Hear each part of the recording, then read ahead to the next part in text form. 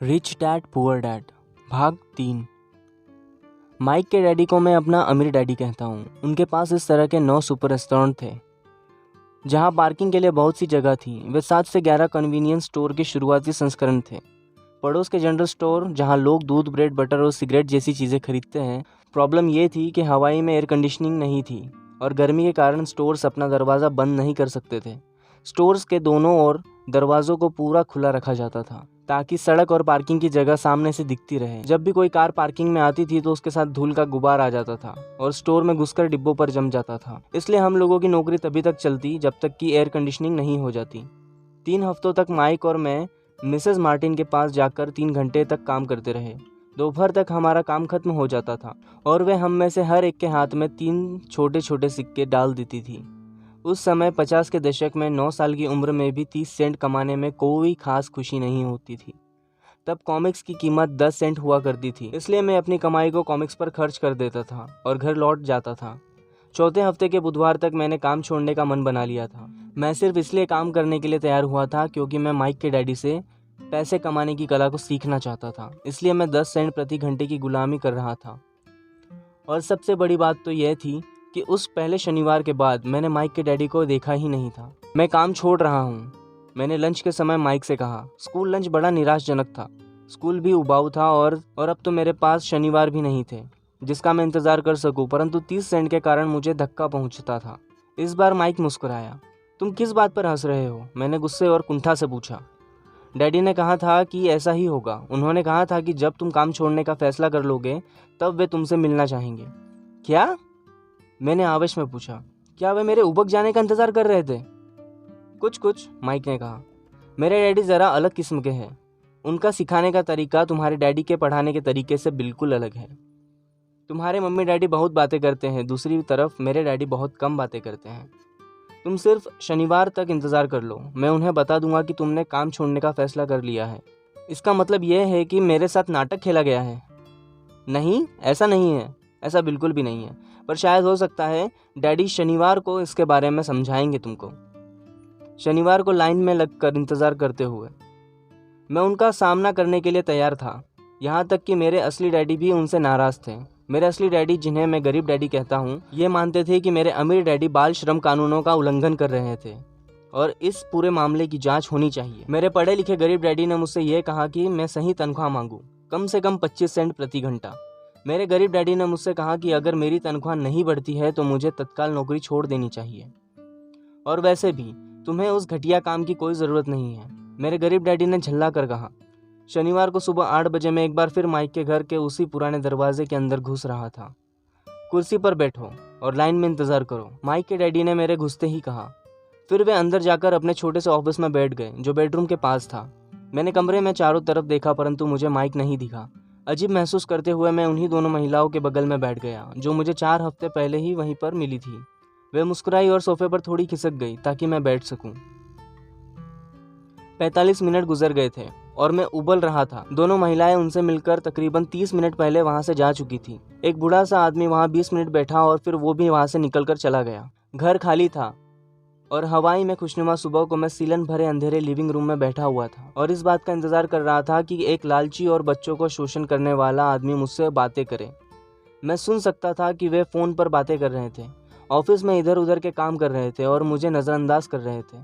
मेरी इच्छा तो हो रही थी कि मैं उसी घमंडी आदमी से बिना मिले ही वहाँ से लौट जाऊँ, पर किसी वजह से मैं रुक गया।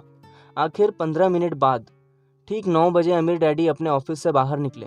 बिना कुछ कहे उन्होंने हाथ से मुझे इशारा किया कि मैं उनके दबेड़नुमा ऑफिस में आ जाऊं। अमीर डैडी ने अपनी ऑफिस की कुर्सी पर बैठते हुए कहा, या तो तुम्हारी तनख्वाह बढ़ाई जाए या तो तुम काम छोड़ रहे हो, सही है ना?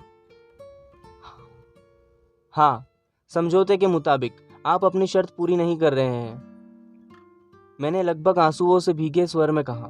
9 साल के बच्चे के लिए एक वयस्क का सामना करना बहुत ज़्यादा डरावना था। आपने कहा था कि अगर मैं आपके लिए काम करूंगा तो आप मुझे पैसा कमाना सिखाएंगे। अपनी तरफ से मैंने आपके लिए काम किया है, मैंने कड़ी मेहनत की है। इस काम के लिए मैंने अपने बेसबॉल गेम की भी कुर्बानी दी है और अब आप अपने वादे से मुकर रहे हैं।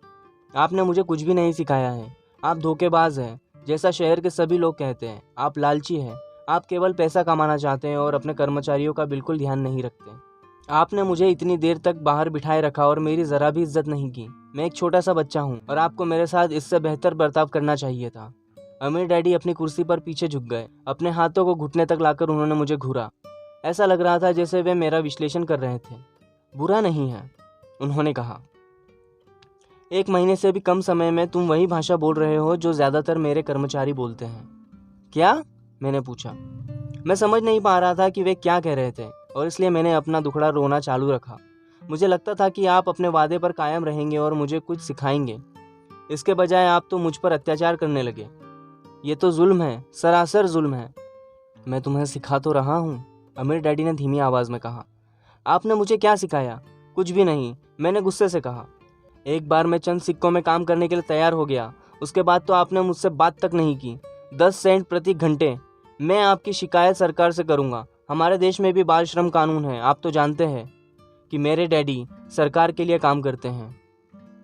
शाबाश, अमीर डैडी ने कहा। अब तुम उन ज़्यादातर लोगों की भाषा बोल रहे हो जो कभी मेरे लिए काम करते थे। वे लोग जिन्हें या तो मैंने नौकरी से निकाल दिया या जिन्होंने खुद मेरी नौकरी छोड़ दी है। तो इस बारे में आपको क्या कहना है? मैंने पूछा। और मुझे ये लग रहा था कि मैं कम उम्र होने के बावजूद मैं बहादुरी से बातें कर रहा था। आपने मुझसे झूठ बोला। मैंने आपके लिए काम किया और आपने अपना वादा पूरा नहीं किया। आपने मुझे कुछ भी नहीं सिखाया। कौन कहता है कि मैंने तुम्हें कुछ नहीं सिखाया है? मेरे अमीर डैडी ने शांत से कहा। मैंने 3 हफ्ते तक काम किया और इस बीच आपने सिखाना तो दूर की बात है, मुझसे कभी बात तक नहीं की। मैंने व्यंग्य भरे अंदाज में कहा।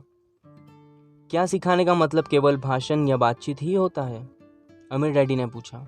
और क्या, मैंने जवाब दिया। इस तरह से वे तुम्हें स्कूल में सिखाते हैं, उन्होंने मुस्कुराकर कहा। परंतु जिंदगी तुम्हें इस तरह नहीं सिखाती और मेरा यह मानना है कि जिंदगी सबसे बढ़िया टीचर होती है। ज़्यादातर जिंदगी आपसे बातें नहीं करती, ये एक तरह से आपको धक्का देती है। हर धक्के के जरिए जिंदगी आपसे कहती है, जाग जाओ, मैं तुम्हें कुछ सिखाना चाहती हूँ। ये आदमी कैसी उठपटांग सी बातें कर रहा है? मैंने अपने आप से पूछा।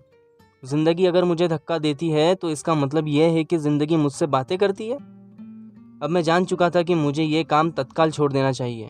मैं किसी ऐसे आदमी से बातें कर रहा था जो पागल था और जिसे ताले में बंद रखने की ज़रूरत थी। अगर तुम जिंदगी के सबक सीखते हो तो इससे तुम्हें बहुत फ़ायदा होगा। अगर तुम ऐसा नहीं करते हो तो ज़िंदगी तुम्हें लगातार धक्का देती रहेगी। लोग 2 चीज़ें करते हैं। कुछ लोग ज़िंदगी के धक्कों को सहन कर चले जाते हैं, बाकी लोग गुस्सा हो जाते हैं और ज़िंदगी धक्का देते ही रहती है। परंतु वे धक्का देते हैं अपने बॉस को, अपने काम को, अपनी पत्नी या पति को। वे ये नहीं जानते कि ज़िंदगी उन्हें धक्का दे रही है। मैं नहीं जानता था कि वे किस बारे में बात कर रहे थे। ज़िंदगी हम सबको धक्का मारती है। कुछ लोग हार मान लेते हैं, बाकी के लोग लड़ते हैं, कुछ लोग सबक सीख लेते हैं और आगे बढ़ जाते हैं। वे ज़िंदगी के धक्कों का स्वागत करते हैं। इन गिने चुने लोगों के लिए इसका यह मतलब होता है कि उन्हें कुछ नया सीखना चाहिए। वे सीखते हैं और आगे बढ़ जाते हैं। ज़्यादातर लोग छोड़ देते हैं और कुछ लोग तुम्हारी तरह लड़ते भी हैं। अमीर डैडी खड़े हो गए और उन्होंने टूटी फूटी खिड़की को बंद कर दिया। अगर तुम यह सबक सीख लेते हो तो तुम एक समझदार, अमीर और सुखी युवक बन सकते हो। अगर तुम ये नहीं सीखते हो तो तुम जिंदगी भर अपनी समस्याओं के लिए अपनी नौकरी, कम तनख्वाह या अपने बॉस को कोसते रहोगे। तुम हमेशा ऐसे बड़े मौके की उम्मीद करते रहोगे जो आए और तुम्हारी आर्थिक समस्या को सुलझा दे। अमीर डैडी ने मेरी तरफ देखा कि क्या मैं अब भी उनकी बात सुन रहा हूँ। उनकी आंखें मेरी आंखों से मिली। हम एक दूसरे की तरफ देखते रहे और हमारी आंखों के बीच संप्रेषण की धाराएं बहने लगी। जब मैं उनके संदेश का मतलब समझ गया तो मैंने अपनी नज़रें झुका ली। मैं जान गया था कि वे सही थे। मैं उन्हें दोषी ठहरा रहा था, जबकि सीखने की जिद मेरी ही थी। मैं फालतू में ही लड़ रहा था। अमीर डैडी ने कहा, अगर आप इस किस्म के आदमी हैं तो आप जिंदगी भर सुरक्षित खेल खेलते रहेंगे, सही चीज़ें करते रहेंगे और किसी ऐसे वक्त का इंतज़ार करते रहेंगे जो आने वाला नहीं है, और फिर आप एक बोरिंग बूढ़े की तरह मर जाएंगे। आपके बहुत से दोस्त ऐसे होंगे जो आपकी सिर्फ इसलिए तारीफ करेंगे क्योंकि आप एक मेहनती और भले आदमी थे। आपने अपनी ज़िंदगी सुरक्षित खेल खेलने और सही चीज़ें करने में गुजार दी। परंतु सच बात तो यह है कि आपने ज़िंदगी के थपेड़ों के सामने घुटने टेक दिए। आप खतरा मोल लेने की कल्पना तक से डरते थे। हकीकत में तो आप जीतना चाहते थे, परंतु आपके लिए हारने का डर जीतने के रोमांच से ज़्यादा ताकतवर साबित हुआ। अंदर से आप और केवल आप जान पाएंगे कि आपने कभी जीतने की कोशिश ही नहीं की। अपने सुरक्षित खेल खेलने का विकल्प चुना हमारी नज़रें एक बार फिर मिली। 10 सेकंड तक हम एक दूसरे की तरफ देखते रहे और एक बार फिर मैंने तभी नज़रें हटाई जब मैं उनकी बात का मतलब समझ गया। आप मुझे धक्का दे रहे थे? मैंने पूछा। कुछ लोग ऐसा कह सकते हैं, अमीर डैडी मुस्कुराए। मैं तो यही कहूँगा कि मैं तुम्हें ज़िंदगी का स्वाद चखा रहा था। कैसा स्वाद? मैंने पूछा। मैं अब भी गुस्से में था, परंतु अब मेरी जिज्ञासा भी जाग गई थी। अब मैं सीखने के लिए भी तैयार था। तुम दोनों ऐसे पहले लोग हो जिन्होंने मुझसे पैसा बनाने की कला सीखने का आग्रह किया। मेरे पास 150 से भी ज़्यादा कर्मचारी हैं, पर उनमें से किसी ने भी मुझसे पैसे सीखने की कला नहीं पूछी। वे मुझसे नौकरी मांगते हैं, तनख्वाह मांगते हैं, परंतु पैसा बनाने की कला नहीं सीखना चाहते। तो ज़्यादातर लोग इसी तरह अपनी ज़िंदगी के सबसे बेहतरीन साल पैसे के लिए काम करने में बर्बाद कर देंगे और आखिर तक ये कभी नहीं समझ पाएंगे कि दरअसल वे किसके लिए काम कर रहे हैं। मैं पूरा ध्यान लगाकर उनकी बातें सुनता रहा। तो जब माइक ने मुझसे कहा कि तुम पैसे कमाने की कला सीखना चाहते हो, तो मैंने एक ऐसा कोर्स तैयार किया जो असली ज़िंदगी के करीब था। मैं बोलते बोलते थक जाता, परंतु तुम कभी मेरी बात का मतलब नहीं समझ पाते। इसलिए मैंने यह फैसला किया कि तुम्हें ज़िंदगी के थपेड़ों का स्वाद चखा दिया जाए, ताकि तुम मेरी बात सुन भी सको और समझ भी सको। इसी कारण मैंने तुम्हें 1 घंटे के 10 सेंट दिए थे। तो 10 सेंट प्रति घंटे काम करने के बाद मैंने क्या सबक सीखा? मैंने पूछा।